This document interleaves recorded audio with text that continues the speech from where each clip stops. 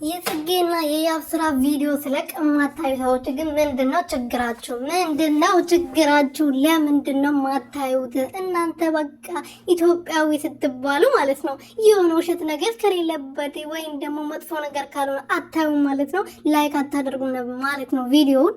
እንግዲህ ሄርሜላንም የሚደግፍ ሰው አለ አይደለ? ለሄርሜላ ቪዲዮም ላይክ የሚያደርግ ሰው አለ አይደለ? ለአብርሃም ቪዲዮም ላይክ የሚያደርግ ሰው አለ አይደለ? ግን የጽጌና የያብስራን ቪዲዮ ስሰራ ላይክ አታደርጉም፣ ሰብስክራይብ አታደርጉልኝም። ኧረ ተው ግን ተው፣ የመዳም ቅመሞች ተው ግን።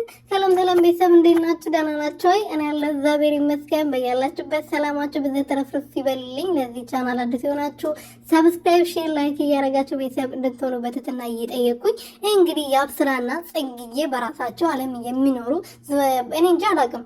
ብዙዎቻችን ማለት ነው እኛ ሰዎች ስንባል የሆነ ሰርቶ ለመለወጥ ጥረት የሚያደርግ ምንም ሰውን የማይነካ ሰውን ማበረታታት አንወድም። ገባችሁ አይደለ? የሆነ ነገር ያለው የሆነ ችግር ያለበትን የሆነ በቃ አለ አይደለ? እሱን ነው ማበረታታት የምንወደው። አሁን ለምሳሌ ሩቲና አብርሽ ምንድነው ለሰው እያስተማሩት ያሉት?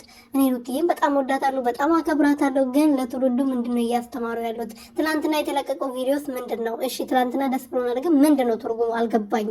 እና ጽጌዬና ያብስራዬ በጣም ያምራሉ። በጣም አንድ ላይ ትሄዳላችሁ። ያው ያብስራ ላይ ትንሽዬ የምትጥዬ ነገር ነው መሰለኝ፣ ግን ያው ችግር የለውም፣ እድሜያችሁ ይመጣጠናል። ጽጌዬም እንደዛ ትንሽ ነች፣ ጠንካራ ነች፣ በጣም ጎበዝ ነች እና አበረታቱልኝ።